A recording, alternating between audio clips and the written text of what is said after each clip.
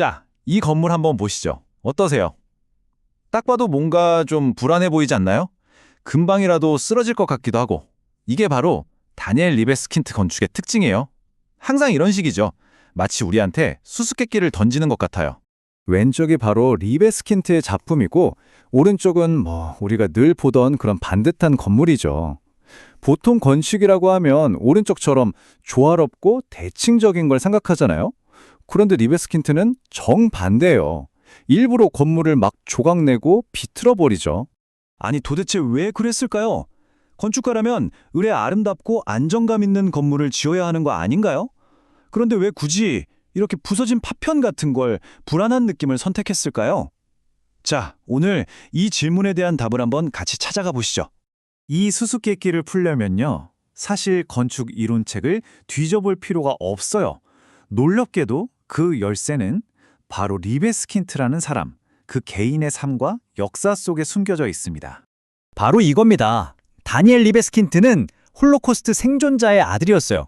네, 바로 이 한 문장. 이게 그의 모든 건축을 이해하는 가장 중요한 첫 번째 단서입니다. 1940년 폴란드에서 태어났어요. 그의 가족은 끔찍했던 나치의 유대인 대학살에서 살아남았죠. 그리고 그 이후의 삶도 평탄하지 않았습니다. 폴란드를 떠나 이스라엘로, 또다시 미국으로 평생을 떠돌아야 했어요. 이런 깊은 트라우마, 그리고 끊임없이 옮겨 다녀야 했던 그 기억이 그의 건축을 만드는 근간이 된 겁니다. 그러니까 리베스킨트한테 건축은 그냥 벽돌 쌓아서 건물 하나 짓는 게 아니었던 거죠. 그의 진짜 목표는 사람들이 그 공간에 들어왔을 때 어떤 역사적인 감정, 그 아픔과 상실감을 머리가 아니라 몸으로 직접 느끼게 하는 것, 바로 기억을 담는 장소를 만드는 거였어요. 생각해보세요. 이렇게 깊고 또 무거운 이야기를 하려면 기존의 언어로는 표현이 잘 안 되겠죠? 건축도 마찬가지였어요. 빤듯하고 예쁜 기존의 건축 방식으로는 이 이야기를 도저히 담아낼 수가 없었습니다. 그래서 리베스킨트는 말 그대로 건축의 새로운 언어를 만들어내야만 했어요. 그 새로운 언어가 바로 해체주의라고 불리는 겁니다. 이름 그대로예요. 기존 건축이 가진 질서나 규칙 같은 걸 일부러 부숴버리고 해체해버리는 거죠. 왜냐고요? 그래야 역사 속에서 벌어졌던 그 균열, 그 혼란을 건물로 보여줄 수 있으니까요. 그래서 그는 우리가 흔히 생각하는 완벽한 직선, 반듯한 직각 이런 걸 쓰지 않아요. 대신에 일부러 막 비스듬한 선, 뾰족하고 불안한 각도 이런 것들을 사용하죠. 마치 역사가 칼에 베인 그 상처, 그 단절의 순간을 건물에 그대로 새겨 넣는 것처럼요. 자, 이렇게 표로 놓고 보니까 차이가 확 느껴지시죠?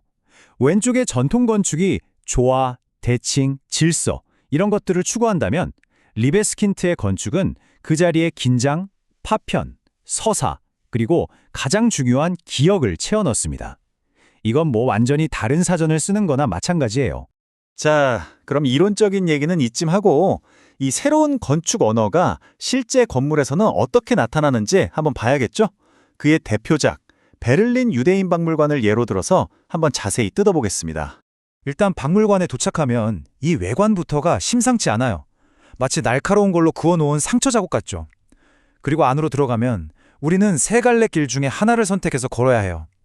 각각 추방의 길, 홀로코스트의 길, 지속성의 길을 의미하죠. 그리고 이 길들을 따라 걷다 보면 마침내 텅 비어있는 거대한 콘크리트 공간, 보이드, 즉 공허와 마주하게 됩니다. 바로 이 공허라는 공간이 이 박물관의 핵심이에요. 보통 박물관은 뭔가를 막 채워서 보여주잖아요. 근데 리베스킨트는 정반대였어요. 아무것도 없는 이 텅 빈 공간을 통해서 오히려 베를린에서 흔적도 없이 사라져버린 유대인들의 그 없음, 그 부재를 어떤 유물보다도 더 뼈저리게 느끼게 만드는 거죠.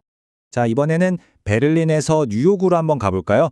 조금 더 우리 시대에 가까운 또 다른 거대한 역사적 트라우마를 다룬 프로젝트입니다. 바로 9.11 테러가 일어났던 곳, 그라운드 제로죠. 9.11 테러 이후에 이 세계무역센터 부지를 어떻게 재건할 것인가를 두고 전 세계적인 설계 공모가 열렸는데요. 여기서 리베스킨트의 안이 최종적으로 채택됩니다. 그 이름도 의미심장해요. 기억의 토대였죠. 그가 제안한 계획에서 새로 지어질 터워의 높이는요, 아주 정확하게 1776피트였어요. 1776피트. 왜 하필 이 숫자였을까요? 감이 오시나요? 네, 바로 미국이 독립을 선언했던 해 1776년을 의미하는 거였어요. 와, 정말 소름 돋지 않나요? 그냥 높은 빌딩이 아니라 이 숫자 하나를 통해서 테러의 폐허 위에서 다시 일어서는 미국의 회복과 희망을 이야기하는 거대한 상징물을 만들어낸 거죠. 자, 그럼 정리해볼까요? 다니엘 리베스킨트가 건축계에 남긴 가장 중요한 유산은 뭘까요? 저는 그가 건축가는 과연 무엇을 해야 하는가라는 질문 자체를 바꿨다고 생각해요. 건축가의 사회적 책임에 대한 생각을 완전히 뒤집어 놓은 거죠. 핵심은 바로 이거예요. 건축가의 임무는 그저 아름다운 건물을 만드는 데서 끝나는 게 아니다. 그보다 더 중요한 건 역사를 담고 이야기를 건네는 의미 있는 공간을 만드는 것이다. 리베스킨트가 바로 이걸 자신의 작품들로 증명해낸 겁니다. 그리고 그의 이런 생각은 정말 큰 영향을 미쳤어요. 여기 보시면 왼쪽이 리베스킨트 작품이고 오른쪽이 그의 영향을 받은 다른 유명한 건축가의 작품인데요. 이제 이런 식으로 정해진 형태 없이 무언가 이야기를 담으려는 건축이 현대 건축에서 굉장히 중요한 하나의 흐름으로 자리 잡게 된 거죠. 그러니까 정리하자면 그는 박물관이나 기념관은 앞으로 이렇게 지어야 한다는 새로운 기준을 만들었고요. 또 서사 건축, 즉 이야기를 담는 건축이라는 개념을 널리 알렸어요. 그리고 동료 건축가들한테 우리도 사회적, 역사적 책임을 생각해야 한다는 메시지를 던졌죠. 당연히 지금은 전 세계 건축가 학생들이 그의 작품을 교과서처럼 배우고 있고요. 자, 오늘 이야기의 마지막입니다. 여러분께 질문을 하나 던지면서 마무리하고 싶어요. 만약 우리가 매일 지나다니는 건물들이 아무런 이야기도 하지 않고 그저 침묵하고만 있다면 그건 어쩌면 우리가 우리 역사의 어떤 부분을 애써 잊으려고 하는 건 아닐까요? 다니엘 리베스킨트의 건축은 바로 지금 우리에게 이 질문을 던지고 있는지도 모릅니다.